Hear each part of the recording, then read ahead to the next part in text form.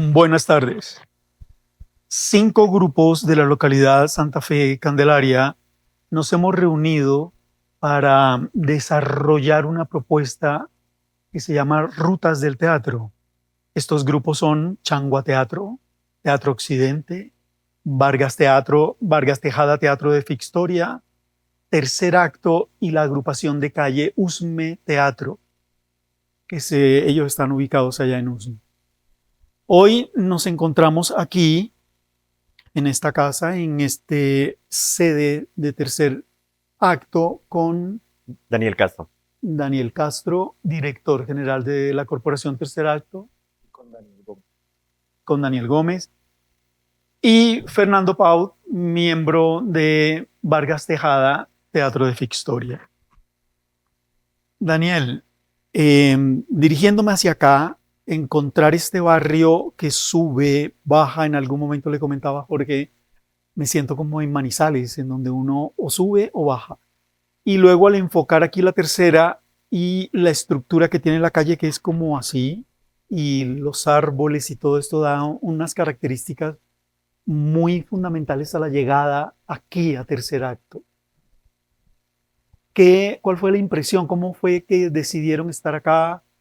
Esta impresión que yo tengo como de algo que de una vez me voy acercando y digo, estoy como acercándome a algo mágico, raro, extraño. ¿Qué es para ustedes esta historia? ¿Siempre estuvieron aquí o en otro momento estuvieron en otro lado de Bogotá? ¿Qué? Bueno, Tercer Acto nace en el año 2004, luego de un proceso de formación con jóvenes del entorno de la localidad, en el Colegio Jorge Soto del Corral, que queda allí a 2 cuadras.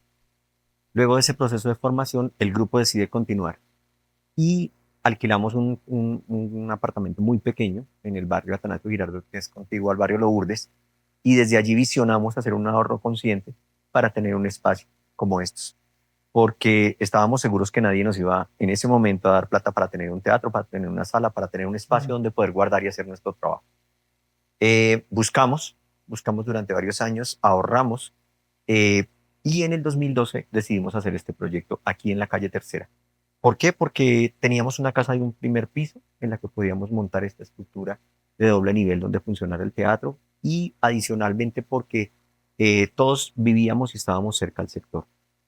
Cuando llegamos a este espacio fue un poco complicado, en la medida que esta calle siempre estuvo estigmatizada por ser una calle tipo embudo, que se va angostando, y adicionalmente porque había consumo de sustancias, venta de sustancias, eran otros problemas sociales que hacían que el sector no fuera el más recomendado para montar un teatro. Sin embargo, decidimos hacerlo porque no pretendíamos cambiar el universo, pero sí hacer parte, digamos, como en una solución comunitaria que se pudiera, digamos, enlazar con los vecinos para fomentar eso que su merced ha llamado como un espacio mágico, que es básicamente el mejorar el entorno, el preocuparse por las fachadas, el preocuparse por tener una calle donde la gente no se sienta insegura, sino todo lo contrario, que sientan un grado de atracción para venir aquí a la calle Tercera. Tercer Acto. Seguramente este nombre viene de las estructuras dramáticas antiguas, cuando las obras tenían 5 actos, luego se redujeron a 2, y creo que en la actualidad ningún dramaturgo escribe una obra que sea más allá de un acto. En el caso de ustedes, Tercer Acto tiene que ver con alguna intención de índole social, política, como algo que pasa después de la obra. ¿Por qué Tercer Acto? Tercer acto es porque el grupo con el que empezamos a trabajar era la tercera vez que hacía un taller de formación. Y entonces, claro, como eran muchachos de 15, 16 años, nunca lo terminaban. A la mitad del taller tenía que cerrar porque los jóvenes se salían y no había cómo continuar. Entonces, cuando a mí me toca la responsabilidad de dirigir este grupo, yo les digo, bueno, este es el tercer intento y si de aquí no sale un grupo de teatro, dedíquense a otra cosa o por lo menos no sigan haciendo perder el tiempo. Efectivamente, el proyecto, que duraba como 2 años de formación, salió adelante. Entonces la tercera fue la vencida. Y el día que íbamos a hacer la presentación del ejercicio, dijimos, estábamos en Trascena, ¿cómo nos presentamos? Entonces nosotros, tercera, ya, porque ahí es donde se resuelve el conflicto, ahí es donde pasa, digamos, y digamos que este tercer intento había permitido eso, que se resolviera, que por fin pudiéramos terminar por lo menos el taller. Bien, el teatro siempre plantea cosas en la relación con el público. El teatro plantea como que los que hacemos teatro, como que de alguna manera andamos siempre como en una mística, en alguna cosa. ¿Ustedes tienen algún ritual, un proceso, una cosa antes de abrirle las puertas al público o antes de salir, empezar la escena? ¿Qué pasa con esa relación entre ustedes y de ustedes con el público de la comunidad? Pues a lo largo, digamos, en el año 2017 que yo llegué a este grupo, eh, al llegar acá sentí como una química, una magia. También por lo que está dentro de una casa se siente como en ese calor lugar. No es un lugar en el que uno llega como grandes teatros que son muy lujosos, pero está alma. Acá siento que este es un espacio que tiene alma y que de alguna u otra manera las personas que aquí lo habitamos nos encargamos de llenar ese alma con un poco lo que tenemos.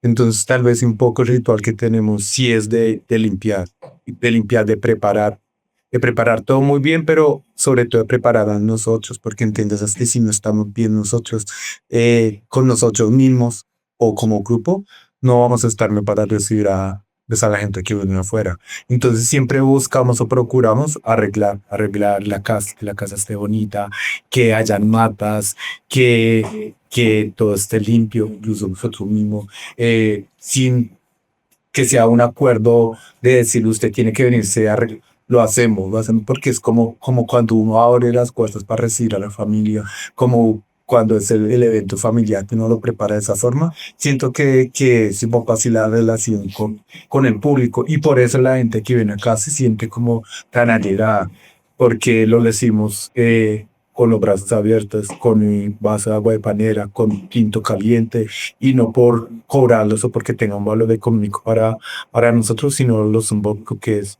acá es tan importante que es el evento como la comida, y el evento en torno a ese poder compartir. Entonces creo que esos son como los rituales que tenemos nosotros. Y adicionalmente hay otra cosa, maestro, y es que cuando yo estudiaba actuación, yo tuve de maestra una actriz que ya falleció hace mucho tiempo, era la maestra Delfina Guida, y ella decía que uno tenía que despojarse de uno como actor para poder encarnar el personaje. Entonces yo siempre he insistido con los actores de que dejen su maleta, que se quiten su ropa, incluso tenemos un camerino con baño para que si se quieran duchar lo puedan hacer, como para limpiar todo el cuerpo de toda la cotidianidad que uno trae de la calle y no llevarla al escenario. Entonces hacemos como ese ritual también a veces de despojarnos de todo y de prepararnos, de vestirnos para el personaje. Y adicionalmente con relación al público, que su merced lo mencionaba, nosotros al final de nuestras obras siempre rompemos la cuarta pared y armamos un diálogo con el público, porque eso nos parece muy potente en el teatro comunitario.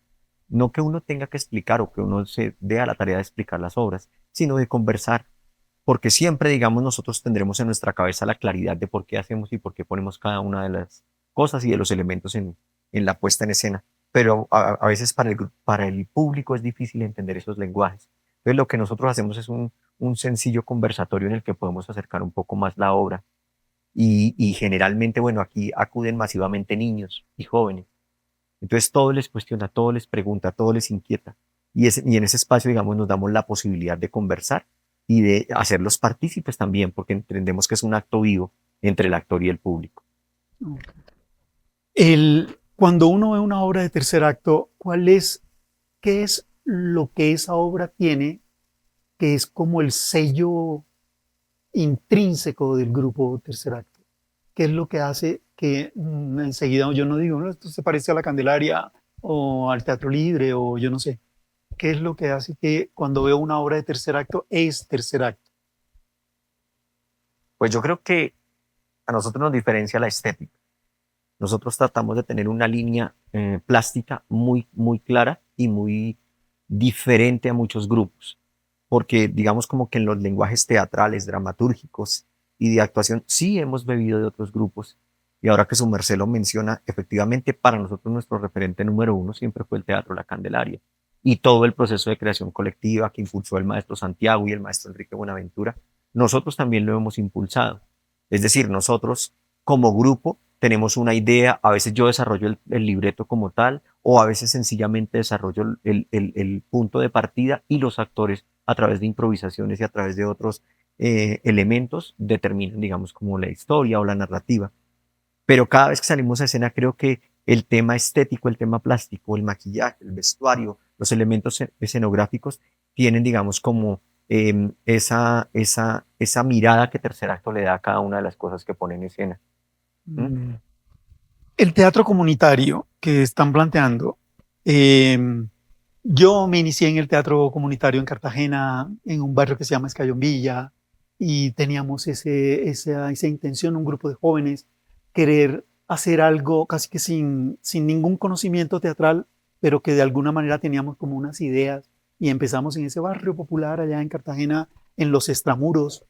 Entonces, ustedes han transitado el teatro comunitario y han estado siempre en este barrio. ¿Por qué este barrio?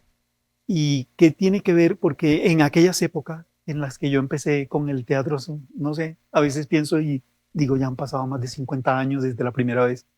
eh, Hablábamos de teatro para el pueblo. Es que tenemos que hacer teatro para el pueblo, llevarle cultura al pueblo, conocimientos, tratar de que el pueblo olvidado, la educación, que siempre ha sido un problema en Colombia. Y entonces hacíamos teatro que le llamábamos con la comunidad. En el caso de Tercer Acto siempre ha sido así, porque acá... Bueno, el barrio, porque la mayoría de los fundadores éramos del entorno y evidenciábamos esas problemáticas que hoy día han ido mutando, han ido cambiando, otras desaparecieron y nos preocupaba el entorno, porque no queríamos un teatro que fuera de puerta cerrada, es decir, que uno al entrar al teatro se olvidara de los problemas que hay afuera, porque creemos que entonces ahí no se hace arte, ahí no se hace teatro. Si Exacto. a mí no me interesa lo que pasa a mi alrededor, entonces estoy equivocado de profesión. Entonces, lo quisimos hacer aquí para sentirnos un poco como responsables de los cambios y de las modificaciones que necesita un sector como estos. ¿Mm? Y pues bueno, ese proceso nos llevó no solamente a hacer un teatro en este barrio, sino también a vincular personas de este sector al grupo. Pues Daniel es digamos, como un fiel reflejo de eso, porque si bien aquí en este momento la mayoría de los actores son personas que estudian artes escénicas o que se graduaron de artes escénicas, también hay personas que no han estudiado, sino que se han hecho en el hacer, porque se han acercado de una u otra forma a Tercer Acto y se ha abierto el espacio para que puedan hacer parte, digamos, del proceso. El teatro comunitario es difícil realizarlo, requiere sacrificios. ¿Cómo es la relación de Tercer Acto con las instituciones que manejan la cultura en esta ciudad, en Colombia? Este equilibrio que habría que hacer como entre hacer el teatro que quiero hacer y la dificultad que tengo para financiarlo, para poderlo llevar a cabo. Pues a nosotros nos pasa, creo que lo que le pasa a la mayoría de grupos y a la mayoría de organizaciones artísticas y culturales de este país. Nos sometemos al escrutinio, perdón, de las complicatorias públicas. Y digo complicatorias porque cada vez eso se vuelve más complicado. Así es. Hacer todo ese tipo de peripecias para arañar un peso. Pero también somos conscientes que es una de las fórmulas, no la mejor, pero la que hay para poder hacer lo que nos gusta hacer. Entonces, por ejemplo, nosotros nos sometemos como cualquier otro grupo a la convocatoria de salas concertadas, tanto del Ministerio como del IDARTES, nos sometemos a las convocatorias de las becas, de los estímulos, de los premios, etcétera, etcétera.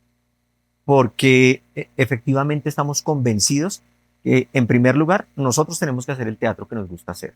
O sea, nosotros no nos vendemos a una convocatoria porque sea de cientos de millones, pero no corresponda, digamos, con lo que a nosotros nos gusta. No, eso lo tenemos como muy claro. Y segundo, porque, hombre, somos conscientes de que para hacer las cosas necesitamos plata. Y no es una plata ajena. Nosotros creemos que no es que nos hagan un favor las instituciones con sacar estas convocatorias. No, es su deber. Y es su deber en la medida que son recursos públicos que se deben invertir en este tipo de cosas. Porque creemos que este país está carente de espacios teatrales comunitarios y de espacios alternos donde la gente pueda ir y en los cuales pueda asistir sin que medie un pago económico. Yo creo, y nosotros creemos fielmente, en que el teatro lo debe pagar, pero por supuesto que lo deben pagar quienes lo puedan pagar. Pero el resto de la ciudadanía también tiene que tener acceso al teatro, porque Claro. eso no es un privilegio, es un derecho. Digamos que el público que buscan es un público que de pronto tendría muchas dificultades para entrar a ese otro teatro que hay en el norte, en donde las boletas ya valen 60 y 70 mil pesos. Este público no tiene acceso allá. Sí, es que siempre creímos que la plata no tenía que ser el pretexto para Ajá. no ir al teatro. Porque a veces le dicen, uy, ¿usted cuándo tiene función? Tal día, ay, yo quiero ir a verlo. ¿Y cuánto vale la boleta? 20.000. Uy, 20.000. Y no hay pases de cortesía. Mm. Entonces, para nosotros siempre ha sido, digamos, como una de las cosas fundamentales es que haya acceso al teatro y que lo pague el que lo pueda pagar. Aquí tenemos una dinámica y una manera de entrar que es a través del trueque del aporte voluntario. Y es curioso, hay gente que viene a función y al final aporta 100.000 pesos por la entrada. Entonces uno dice, Mm. uy, nos ganamos más que el Teatro Nacional o que estos grandes teatros que su merced acaba de mencionar. Pero es que sencillamente crear ese hábito y que, digamos, el que pueda poner los 100.000 está bien, pero el que puede traer 1.000 pesos o el que trae, digamos, un producto de la canasta familiar también está bien, porque también Ujú. tiene derecho a ver el teatro. Claro. Y lo ven en la misma butaca, o sea, no hay localidades, no vale más el que puso 100.000 que el que trajo la libra de arroz. Todas valen igual. Lo Ujú. que pasa es que cada quien pone desde su posibilidad. Adicional a eso, yo creo que también el teatro comunitario es un teatro que no solamente es para la gente del pueblo, del barrio, como se crea así, sino que el teatro comunitario también tiene cabida y tiene espacios en grandes salas de teatro, en grandes espacios y con gente que también tiene acceso para pagar una boleta. Porque, digamos, también nos ha ocurrido acá que ha llegado gente del norte que nunca había visto teatro comunitario y salen muy conmovidos y salen llorando y dicen como, nunca había visto este tipo de teatro. Entonces, claro, también está como la imagen del teatro comunitario únicamente es para la gente de los barrios. No, la gente, el teatro comunitario, más allá de, claro, nosotros tenemos una relación de trabajo con la comunidad y para la comunidad, pero también es un teatro que busca llevar un mensaje, que no es siempre el comercial, sino también con un tinte distinto a eso. Y cuando ha venido acá gente y ha tenido la oportunidad de ver y llorar, hace poco nos ocurrió con una obra de nosotros que se llama Margaritas en el Pantano y habla sobre la migración a través del tapón del Darién. Y allí vinieron unas personas que venían desde el norte y salieron llorando y decían como, esto pasa y uno decía, sí, es una radiografía del país, es algo que nos ocurre a diario a nosotros. Entonces está bien también poder a través del teatro comunitario acercarle esta realidad a las personas que lo ven como tan lejano a veces. Ya. En todo este trasegar, ha habido momentos en donde tiro la toalla, ya no puedo más, el momento de crisis, ¿cierto? En el momento en que se dice, abandono esto. Y también los fracasos. Por ahí hay un dicho popular que dice, el camino del éxito está tachonado de fracasos y de huecos, de idas, y que es más importante levantarse que las mismas caídas. ¿Cuál es esta experiencia de tercer acto? Uf, ahí sí que sabemos de caídas y de querer tirar la toalla. Recaídas.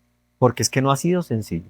O sea, tener esta sala nos ha implicado muchísimos sacrificios y también desprendernos de muchas cosas a nivel personal, a nivel familiar, bueno, a todos.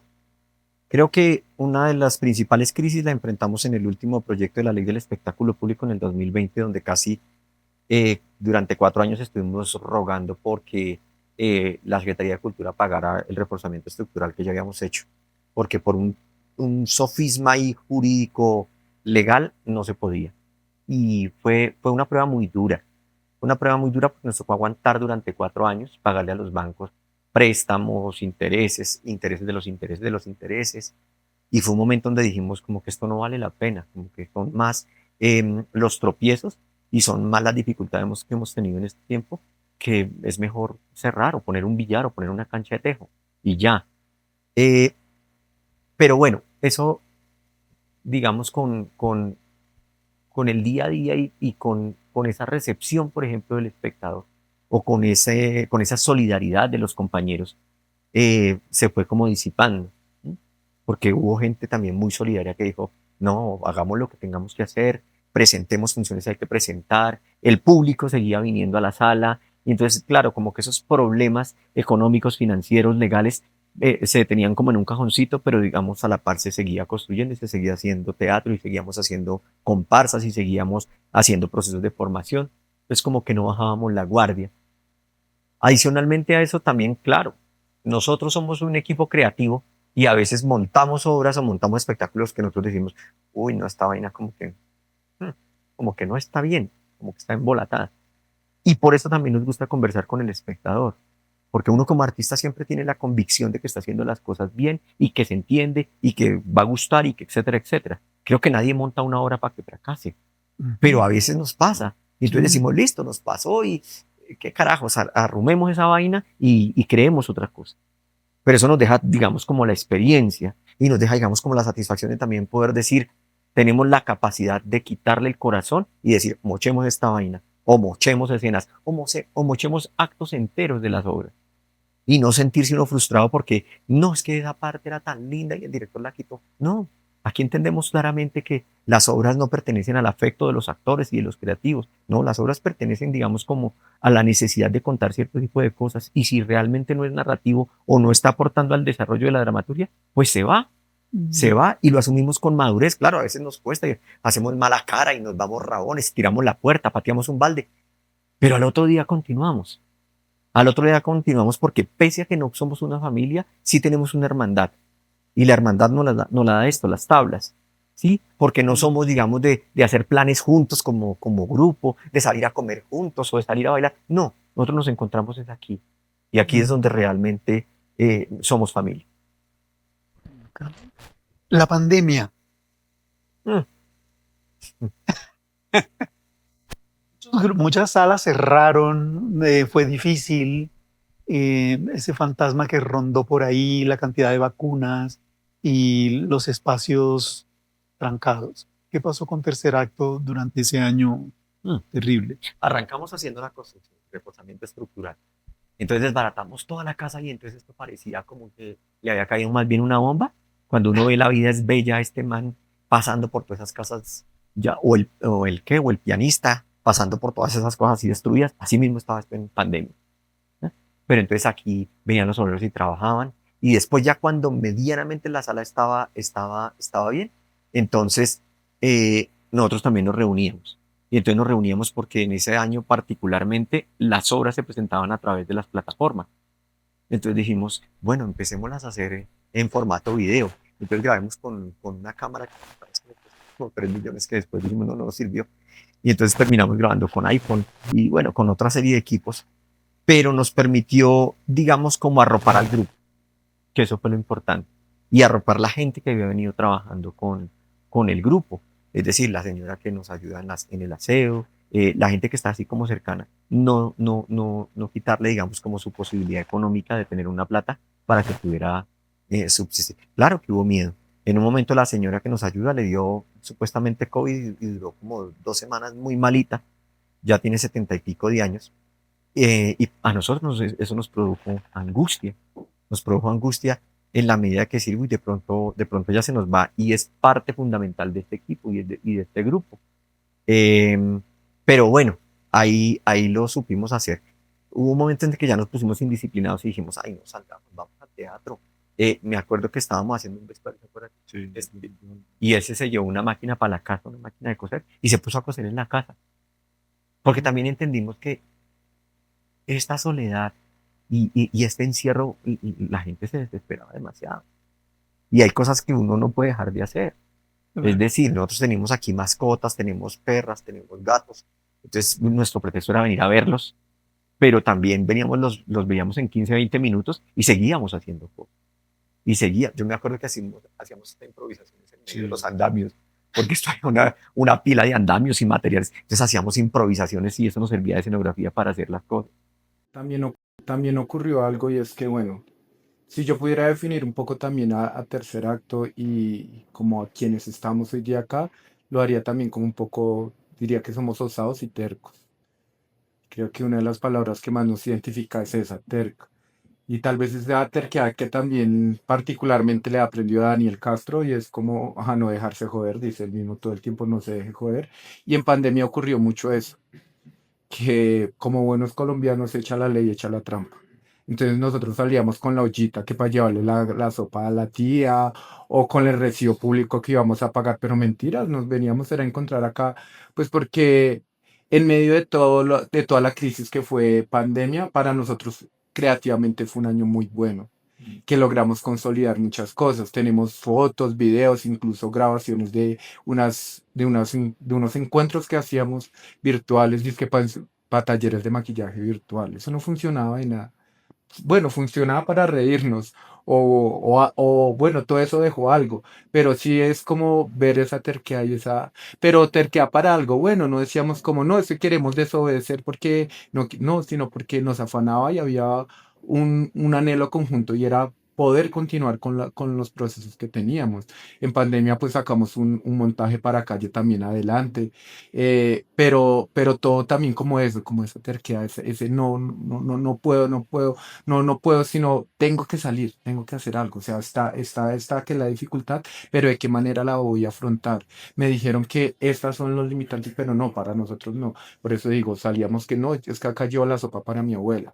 No, o es que tengo que ir a sacar el perro, o no, pero siempre encontrábamos como la excusa perfecta para encontrarnos a hacer algo. Claro, nos perjudicó un montón, pues porque nosotros, como hacedores de teatro, el contacto está con el público y el que vean una obra por streaming o por YouTube no es lo mismo, pues porque el impacto tampoco va a ser el mismo, porque la gente, y más la gente por acá, mucha gente a veces no tiene acceso ni siquiera a internet. Entonces era eso, ¿cómo les íbamos a decir? Entren, o que lo que hicieron que nos medían por visualizaciones o por reproducciones, que decíamos eso es un absurdo, ¿cómo nos van a medir por cuánta gente los está viendo, por las interacciones y todo, cuando realmente nosotros somos eso de acto vivo?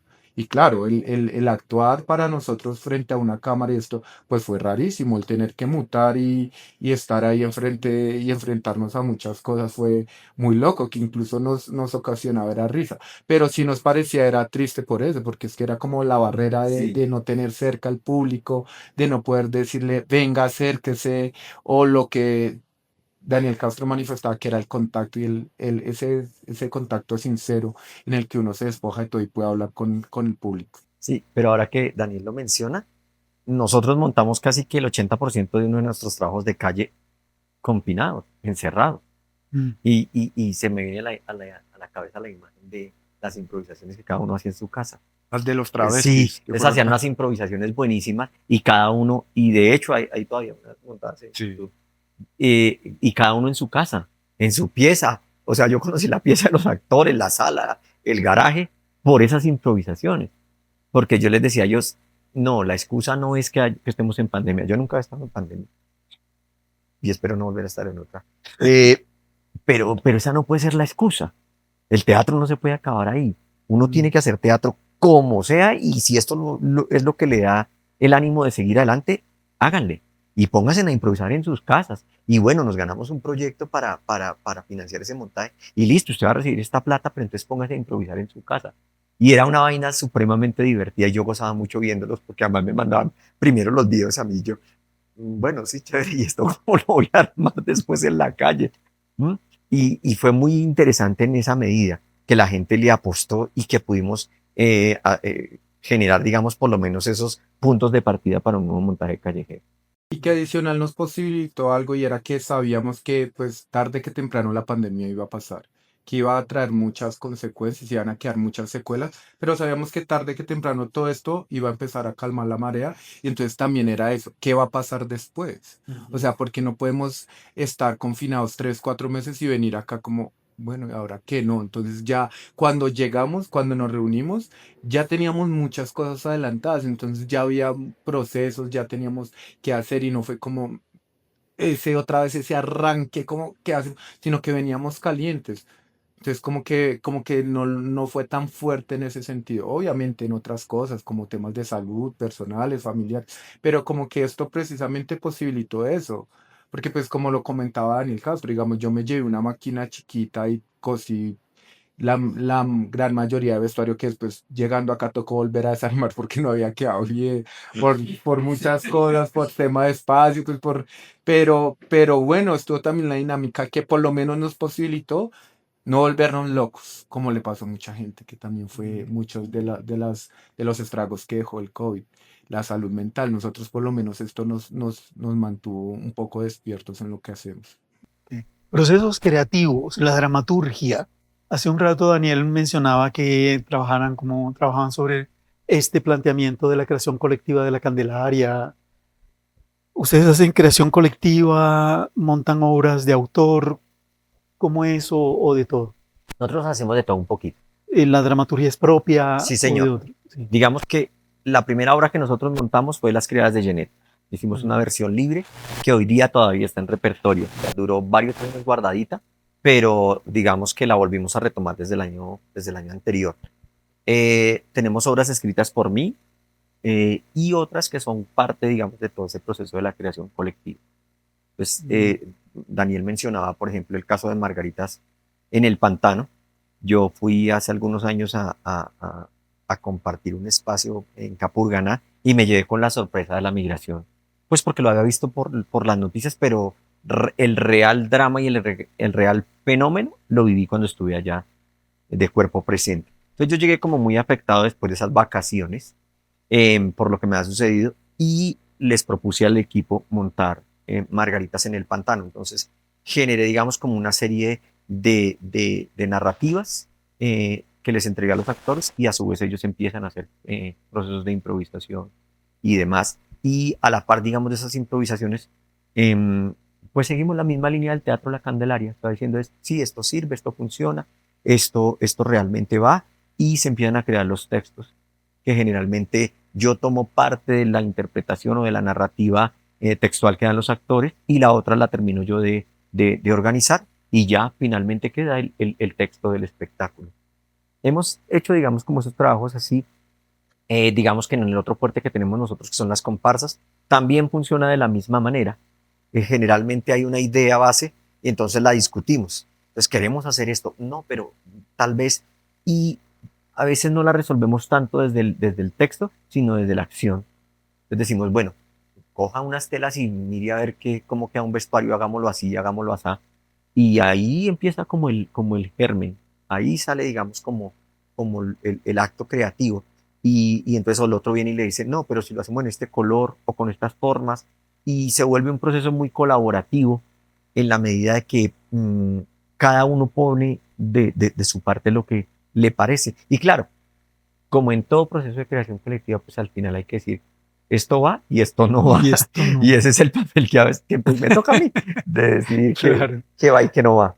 Y bueno, entonces caigamos de una vez en la obra que va para Rutas. Cuéntenos un poquito la obra para Rutas. Vamos No, con el bicho de la luz y con la triada. Entonces, Bueno, pues el Bicho de la Luz es una obra de las más antiguas del grupo, que esta es una obra que decimos que es para público infantil, pero en general no. Esta obra tiene algo y es que depende de la mirada del espectador que la quiera tomar. Es una obra en la que jugamos a manipular unos objetos, a darle vida a unos tarros desocupados de soflán, de jabón, con los que se hicieron eh, marionetas, con los que se han hecho, también a darle vida a estos cuerpos de nosotros, a permitir entrar en el mundo mágico de Floro, el protagonista, y dejarnos contagiar de todo esto que le pasa a este personaje, por no tener un poco la identidad clara. Entonces es una obra que está puesta para niños, pero en general hacemos también como una mirada, tal vez también política, de lo que ocurre en el país, una mirada muy política, muy social, pero que a través de este colorido que tiene el teatrino, el piso, todo, sumergimos a todo el público en esto. Y bueno, la triada, que es una radiografía más del país, que habla sobre la toma del Palacio de Justicia, contada desde tres miradas distintas, desde un militar, desde un diputado y desde un guerrillero, que no busca magistrado. a un magistrado, perdón, que no busca tener partido con ninguno, que no busca culpar a alguno o no, sino que busca contar tres historias que, digamos, eh, Daniel como director tomó algunas partes reales de lo que ocurrió ahí y pues obviamente le metió parte de ficción. Ujú. Son dos obras completamente distintas, pero que sin duda alguna el público va a salir amándolas y va a salir cuestionando, que es lo que siempre buscamos, como que cuestionen algo, que la juzguen, que se ríen, que la critiquen, pero que salgan con algo en la cabeza, que es lo que nos importa. Después de toda esta experiencia y este trasegar de tantos años, ¿ustedes podrían decirle a los Danieles más jóvenes cuando estaban empezando, qué consejos les darían? ¿Qué cosas les dirían que no deberían hacer o qué para poder cumplir con sus sueños? Yo creo que le diría al Daniel más joven que cobre lo que vale su trabajo. Porque sí, yo creo que soy hijo un poco de ese teatro que antes se hacía por amor al arte. Y crecí con ese sueño de que no, esto lo hacemos por cambiar el mundo y no importa que estemos vaciados. Y yo creo que un poco la dinámica nuestra ha sido modificar ese discurso.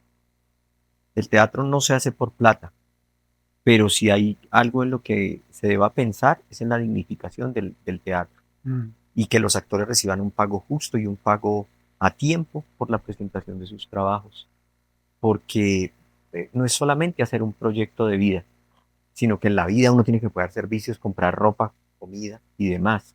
Entonces, es necesario que nos paguen por nuestro trabajo y que nos paguen bien. Eh, yo le diría a ese Daniel, ay, juepuerca, que no trate de hacer todo tan deprisa, porque cuando nosotros pusimos tercer acto, yo dije, si en 10 años no tenemos sede, cierro esta vaina.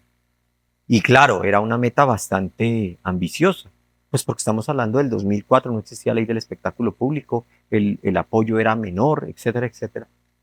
Y pues además éramos un grupo de vaciados que no teníamos ni hoja de vida, ni trayectoria, ni nos conocía ni el vecino. Entonces era un poco más complejo.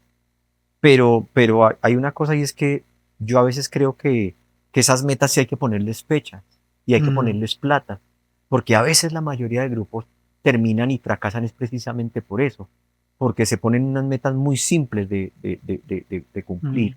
Y yo creo que hay que ser ambicioso y yo no quería tener un teatrico, no, yo quería tener un teatro, nosotros queremos tener un centro cultural.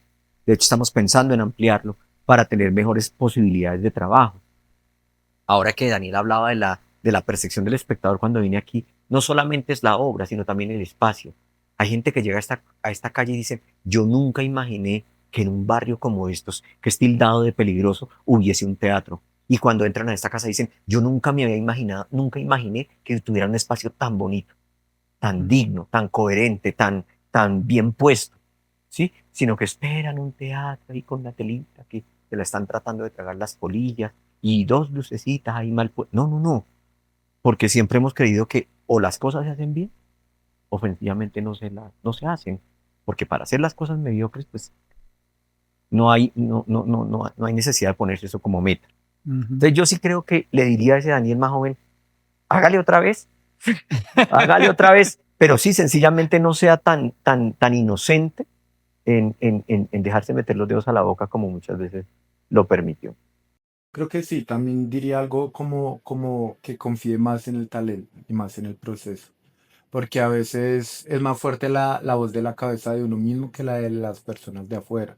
Y a veces siempre uno está diciéndose en la cabeza no puedo o está comparándose porque otra persona lo hace más fácil o porque para otra persona es más sencillo. Y digamos, en este que hacer ocurre mucho y ahorita más con el tema de las redes sociales, de los influencers, de las personas que tienen y movilizan más personas. Entonces uno dice como, uy, ellos sí pueden, no. Entonces es como, no, yo me diría, usted puede, confíe en el proceso, confíe en el talento, que ahí va bien. Y también diría como, arme un buen equipo de trabajo porque también me he dado cuenta que eso es importante, que tener esos apoyos son bastante fuertes. Y no solamente un equipo de trabajo, digamos, solo dentro del grupo, sino también construir bases alrededor de lo que es un proyecto. porque también he evidenciado eso, que digamos en momentos de crisis, como lo mencionaba Daniel Castro, que Tercer Acto ha tenido muchos amigos también. Si bien hay gente que no nos quiere o que no quiere al grupo, pues uno lo entiende, porque uno no es monedita de oro, pero también hay mucha gente que es muy solidaria, que de esas cosas uno dice, ay, pero ahí uno se da cuenta que está rodeado de mucha gente que también lo aprecia dentro de la misma comunidad, dentro de los mismos vecinos, entonces uno diría, sí, confíe porque uno a veces, uno quiere ver el resultado ya, ¿no? Y uno está acostumbrado a sembrar una semilla hoy y mañana ya verla germinada y el pasado mañana ya verla grandísima, pero no, a ser paciente. Y me diría eso, sea paciente, pero confíe en el proceso, confíe en usted mismo también. Al principio de esta conversación, Daniel decía, sabemos que no vamos a cambiar el mundo, pero algo queda en la mente de los espectadores después de ver las obras de Tercer Acto. Pablo, yo le interrumpo. Hace muy poco, de hecho, ocurrió algo muy bonito para mí y fue que estuvimos en el Urabá antioqueño, llevando precisamente apartado. en apartado. Estuvimos llevando la obra de puntos apartados, de la triada, por lo que estuvimos llevando la obra de la triada y la presentamos en un coliseo de un colegio, un espacio que no estaba para nada diseñado ni pensado para presentar una obra de teatro. Y de alguna u otra forma logramos colgar los telones, organizar todo y trasladar la esencia de lo que fue la obra. Claro, era un espacio súper grande, no teníamos micrófonos, o sea, todas las complejidades, era a las 6 de la tarde, un calor horrible, o sea, pero eran más de 500 estudiantes tal Ujú. vez, y esos estudiantes se quedaron callados durante todo el proceso, Y sentados en el piso. sentados en el piso, aguantándose de la obra, que no es una obra fácil, porque es una obra de texto más que de acción, es una obra de mucho texto, que tiene unas cargas muy fuertes y unas imágenes también. Pero ya el último día hablábamos con la maestra María Victoria de Camaleón Duraba, que fue quien nos invitó, y ella nos decía, ustedes no saben las semillitas que regalan acá, ustedes no saben la gente y los estudiantes después, y lo que ustedes motivan, pues porque, digamos, yo hice la función y claro, contento de poderla presentar y de estar en estos espacios que nos generen esto, que yo estoy acostumbrado a actuar en esta sala y ya estoy conformado a esta sala. Pero cuando me sacan de ella y me enfrento a otros espacios es cuando digo, acá demuestro realmente qué es lo que tengo. Y ella decía, esos estudiantes decían, yo quiero hacer lo que yo quiero, yo quiero contar esa historia. Y uno es, pero ¿es en serio? Y por eso digo, yo a veces dudo mucho de esas cosas. Y digo, y ella decía, ustedes regaron muchas semillas acá de todos esos estudiantes que lo vieron a ustedes como que, claro, lo que dice Daniel, uno no busca salvar el mundo y que todo el mundo diga, oh, salve Tercer Acto, vamos a hacer el mismo. No, pero sí generar una conciencia por pronto de que los estudiantes quisieran investigar qué fue lo que pasó ese día y qué fue lo que pasó en el Palacio de Justicia y tantas cosas que aún quedan sin resolver, pero generar eso, uno dice, algo estamos haciendo y eso también lo motiva a uno a continuar. Cuando yo Y digo que no estamos para salvar el mundo, es porque yo no me levanto cada día y digo, ay, hoy voy a salvar el mundo. Ese es mi fin. No, mi fin es hacer teatro. Y como consecuencia del trabajo que hago, pasa lo que acaba de relatar Daniel Gómez. Hace algunos días estábamos haciendo unas funciones de una comparsa nuestra que se llama Dulce Navidad. Y el año pasado la presentamos en el Parque Nacional, la presentamos en centros comerciales, bueno, con una beca que nos ganamos del distrito. Y fue una experiencia bastante importante. Este año la trajimos a los barrios populares de esta localidad. Y pasamos por calles y por lugares donde nunca había pasado una comparsa. Y hubo gente que dijo, es la primera vez que yo veo un espectáculo así, 28 personas en escena, 6 mujeres, bailarines, música en vivo, iluminados y demás. Decían, es la primera vez en la vida que yo veo un espectáculo de esto. Pues porque están en barrios que se encaraman encima de una montañita y es casita sobre casita sobre casita y las calles es lo último en lo que se piensa, entonces es una calle más curva que esta, más cerrada que esta, más parada que esta. Y entonces ahí uno dice, sí, se mueven cosas en el universo. No nos levantamos con la intención de cambiarlo, pero por rebote de lo que hacemos se hace, maestro. entonces, Daniel es ¿qué le dicen a la gente que hace teatro? ¿O es imprescindible hacer teatro? Mejor dicho, a veces yo digo, no puedes pasarte por la vida sin estar en algún momento estando en una escena. ¿Ustedes qué dicen con relación a eso? Pues yo creo que la invitación no es solamente hacer teatro, es hacer arte. Ujú. Música, danza, artes plásticas, artes visuales, porque el arte sencillamente permite sensibilizar, no solamente a quien lo hace, sino a quienes llega. Ujú. No somos ni mejores ni peores seres humanos, sencillamente tenemos una visión distinta de la vida, diferente, a veces equivocada, a veces arrogante, como cada quien la quiera llamar. Pero sí es importante acercarse a las artes, sí es importante porque creo que el arte, particularmente en mí, ha sacado lo mejor como persona. ¿Sí? Yo soy una persona de mal genio, pero con relación a mi profesión como artista siempre lo he hecho con mucho amor, lo he hecho con mucha disposición, con mucha honestidad. Y tal vez por eso y por otros ingredientes que le han puesto otras personas, tercer acto es el grupo que estoy día. ¿Sí? Porque hemos tenido la terquedad, pero también hemos tenido la pasión y el amor por lo que hacemos. Entonces, claro, vincúlense, hagan teatro, monten salas de teatro. Ojalá esta ciudad tuviera en cada barrio una sala de teatro, una sala de danza, una sala de música, un grupo de artes plásticas, un grupo de audiovisuales, porque sencillamente eso genera que hayan otros espacios y que se atomicen y se disparen otras ideas. Bueno, pues mi invitación sería como a que no desfallezcan, a que le hagan, a que se arriesguen y se estrellen, porque es necesario estrellarse, pero aprender y cogerse eso cada vez más fuerte y decir, sí puedo borrarse el no puedo de la cabeza y entender que si me voy a comprometer a hacer algo, lo debo hacer bien. Si decido hacer teatro, no lo voy a hacer de una manera mediocre, sino que lo voy a hacer de una manera profesional y con una manufactura también que lo demuestre. Pues porque sí, hay que hacerlo también desde esa forma, porque para ver cosas mediocres y espectáculos ya estamos muy rodeados de eso. O cogemos simplemente el celular y vemos algo que realmente no nos aporte. Si queremos transmitir un mensaje, si queremos llevar la voz, hagámoslo de una buena manera. Sería ese el consejo que yo tendría para dar. Bueno, muchas gracias, Gracias. Daniel. Muchas gracias, Daniel. Y pues nada, nos vemos en Rutas de Teatro en febrero. Ruta Teatro 2026. El arte une a la sociedad.